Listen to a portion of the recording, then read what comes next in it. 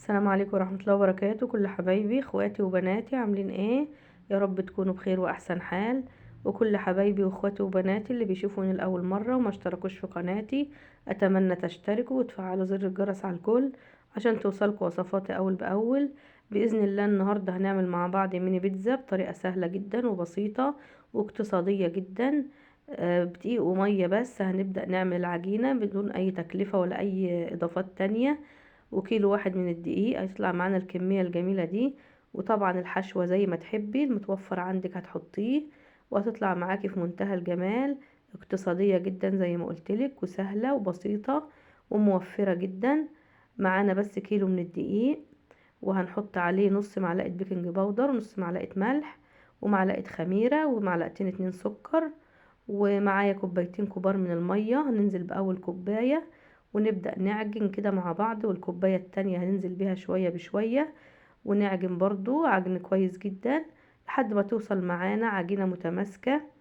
مش عايزينها لينة قوي ولا ناشفة قوي، عايزينها عجينة طرية وناعمة ومتماسكة زي ما انتم شايفين كده. واخر حاجة بنحط 3 معالق من الزيت، ونبدأ برضو نشرب الزيت في قلب العجين وننعم العجين بيهم زي ما انتم شايفين كده. اهو زي ما انتم شايفين كل الموضوع ميه ودقيق و3 معالق من الزيت، خلصت معانا العجينه بالطريقه دي وناعمه وطريه في منتهى الجمال. هنغطيها ونسيبها تختمر بقى حوالي نص ساعه. لو الجو برد هتاخد معاكي ممكن ساعه الا ربع، بس هو الجو تحاولي تدفيها كده في مكان دافئ تاخد معاكي نص ساعه بس. ورش الدقيق على الرخامه بعد كده بعد ما تختمر، وننزل بالعجينه بتاعتنا كلها ونقطعها كده قطع متساوية بقطاعة او بسكينة. بتاخديها بالطول كده وبعدين بالعرض، هتتسهل معاكي في التقطيع. وبعد كده تاخدي كل قطعة من اللي انت قطعتيها دي وتعمليها كرة كده، وتحطيها بقى على الصجان او الصواني اللي هتسوي عليها الميني بيتزا بتاعتك. هنحطها على طول في الصاج او في الصينية علشان هنبططها في نفس الصينية والصاج او الصاج اللي انت هتعملي فيه، وتبقى سهلة برضو ما تاخدش معاكي اي وقت. بتاخدي كل القطع زي ما انت شايفة كده وتكوريها كرات وتحطيها في الصينية زي ما قلتلك. لو القطعة طلعت معاكي كبيرة شوية وحابة تصغريها بتقطعيها 2، ولحد ما تخلصي الكمية بتاعتك زي ما انت شايفة كده. خلاص قطعتهم في السجان بتاعتي اهم، بسيبها بس ترتاح شوية وبعد كده ببدأ افردها بايديا كده. وتبدأي الفرد من النص، ما تجيش على الحروف قوي، يعني بتبدأي تفردي من النص كده وتسيبي الحروف متماسكة شوية وعالية شوية كده علشان برضو الحشوة ما تقعش منها.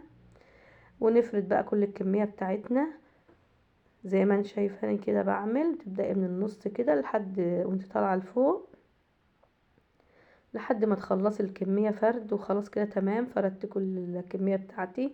ابدا اعمل الصلصه بتاعتي. انا معايا صلصه طماطم اللي انا مصلصاها تبقى تقيله شويه، يعني اللي انا عاملاها في البيت. مش هحط لها اي مواد دهنيه، هو البهارات بس: معلقه ملح صغيره، معلقه فلفل اسمر، 7 بهارات: كمون، كزبره، توم باودر، بصل باودر، بابريكا. خلاص كده كل البهارات نقلبها كويس اوي في صلصه الطماطم دي.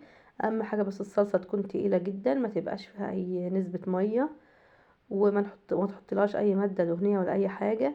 وبتجيبي بقى العجين اللي انت فردتيه وتحطي على كل واحده معلقه من الصلصه بتاعتنا دي. دي احلى واوفر صلصه بيتزا وسريعه برضو وجميله جدا. صلصه من البيت اللي انت مصلصاها وبتعمليها بالطريقه دي. خلاص كده هنحط بقى على كل العجين بتاعنا كل واحده معلقه من الصلصه، وبظهر المعلقه كده هنبدأ نفرد الصلصه بتاعتنا عليها. تفردي بقى كله كده بظهر المعلقة لحد ما تخلصي الكمية بتاعتك كلها برضو.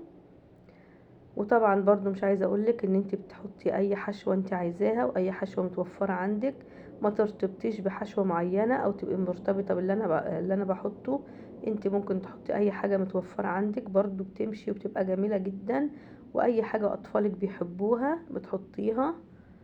انا دلوقتي خلاص خلصت فردت الصلصة كلها. ابدأ احط بقى شوية من الجبنة الموتزاريلا كده عليهم تحت. لو مش متوفر جبنة موتزاريلا ممكن تحطي اي نوع جبنة عادي برضو، تحطي جبنة شيدر، جبنة رومي، جبنة حتى لو جبنة قريش بتمشي. اي جبنة متوفرة في البيت بنحطها وبتبقى جميلة وزي الفل برضو. ودلوقتي معايا لانشون الفراخ، انا كنت عاملاه معاكم في فيديو قبل كده جميل جدا، بحط منه برضو مع البيتزا دي. طبعا انت برضو بتحطي اللي انت حباه واللي متوفر، اي حاجة متوفرة عندك بتحطيها. وبعد اللانشون كده كان عندي زيتون انا قطعته، بحطه عليها برضو كل واحدة شوية من الزيتون ده. لو انت عندك زيتون سليم بتقطعيه قطع صغيرة كده، عندك زيتون مخلي عادي بتحطي، مفيش خلاص مفيش اي مشكلة، ما بتحطيش خالص. وده فلفل الوان، حط شوية برضو عليهم كده، من على كل واحدة شوية. برضو مش عايزة اقولك لو مش متوفر فلفل الوان بتحطي فلفل اخضر عادي. خلصنا كده الفلفل على كل البيتزا، بنحط برضو شوية كمان من الجبنة على الوش، على كل واحدة شوية من الجبنة كده. وبعد ما نخلص كل الكمية بتاعتنا بقى بنكون مولعين الفرن. بتولعي الفرن الاول تسيبيه يسخن كويس، وبعد كده بتحطي البيتزا بتاعتك بقى تستوي. ما بتاخدش يعني غير حوالي 10 دقايق كده تستوي، الجبنة بس تسيح والعجينة تستوي كويس، وتطلع معانا بعد كده بالجمال اللي انتوا شايفينه ده. حلوة جدا ما شاء الله. زي ما قلتلك بقى بيتزا اقتصادية يعني وسهلة وسريعة وفي منتهى الجمال، والتسوية في منتهى الجمال برضو، والحشوة ما بتقعش من عليها، متماسكة عليها اهي، ولونها حلو قوي من تحت زي ما انت شايفة كده. حلوة قوي موفرة جدا ما شاء الله. كيلو واحد من الدقيق وشوية مية ومعلقة خميرة عملت لنا كل الكمية دي. والحشوة المتوفرة عندك بتحطيها وتطلع معاكي في منتهى الجمال زي ما انت شايفة كده. تمشي معاكي في الغدا حلوة قوي وعشاء او فطار. وزي ما انت شايفة كده بص جميلة ازاي. وطبعا الاطفال كمان وهم رايحين المدرسة ممكن تحط لهم في اللانش بوكس بتاعهم. حلو قوي عن السندوتشات كمان، طبعا ولادنا بيزهقوا من كل يوم سندوتشات، فتبقى تغيير حلو قوي ليهم. اعمليها بقى وجربيها وبألف هنا وشفا مقدما. واعملي شير لأصحابك وحبايبك عشان يستفادوا من الوصفة ويجربوها برضو ويعملوها. واعمليها وقوليلي ايه رأيك بقى، وطلعت معاكي النتيجة عاملة ازاي. ان شاء الله تطلع معاكي ناجحة من اول مرة. سهلة وبسيطة زي ما قلتلك في منتهى الجمال كده، وتملى الدنيا معاكي خير. والمخبوزات طبعا في البيت دي تبقى ريحتها جميلة جدا. ولو وصلت معايا للنهاية ما تنسينيش بلايك وسبسكرايب وتفعلي زر الجرس على الكل عشان توصلك وصفاتي اول باول. واشوفكم على الف خير في فيديو جديد. سلام عليكم ورحمة الله وبركاته.